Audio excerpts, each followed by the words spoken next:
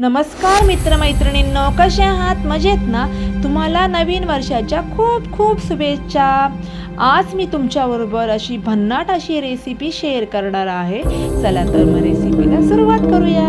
लाल भोपळा घेतलेला आहे. लाल भोपळा किसून आपण शिजवून घेणार आहोत. त्यामध्ये हळद, लाल तिखट, चवीनुसार मीठ, तूप आणि ओवा अशा पद्धतीने सर्व जिन्नस टाकून आपण छान शिजवून घेणार आहोत. भोपळा जास्त शिजवायला वेळ लागत नाही. थंड करून घेणार आहोत.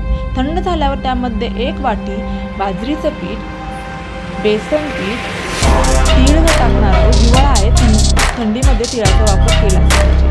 कोथिंबीर टाकणार आहोत आणि आपण सर्व मिक्स करून घेणार आहोत. त्यामध्ये आपण थोडं पाण्याचा वापर करणार आहोत. जास्त वापर करायचा नाही. पिठांचा पण जास्त वापर करायचा नाही, नाहीतर भोपळ्याची चव लागत नाही. हे बघा, अशा पद्धतीने सर्व मिक्स करून घेणार आहोत. घट्ट पीठ मळायचं, जास्त पातळ मळायचं नाही. आपल्याला पराठे बनवायचे आहे. अशा पद्धतीने खूप छान लागतात पराठे. तुम्ही नक्की ट्राय करून बघा.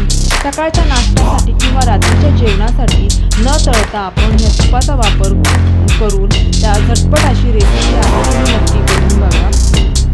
आपण आता छानपैकी असं लाटून घेतलेलं आहे. हे बघा, पातळ लाटायचं आहे आणि आपण छान दोन्ही बाजूनी मस्त भाजून घेणार आहे. तुपाचा वापर केला तरी चालेल, तेलाचा वापर केला तरी चालेल, पण मी तुपाचा वापर नाही करणार. छान असंच भाजून घेणार आहे. खूप अप्रतिम लागतात. अशी तुम्ही नक्की करून बघा. आणि तुम्हाला जर नुसतं बाजरीची भाकरी खाऊन जर कंटाळा आला असेल तर तुम्ही नक्की ट्राय करा. आवडला असेल तर एक लाईक नक्की करा. हे बघा, अशा पद्धतीने माझे पराठे छान भाजून चाललेले आहेत. आपण याच्याबरोबर सॉस बरोबर खाऊ शकतो.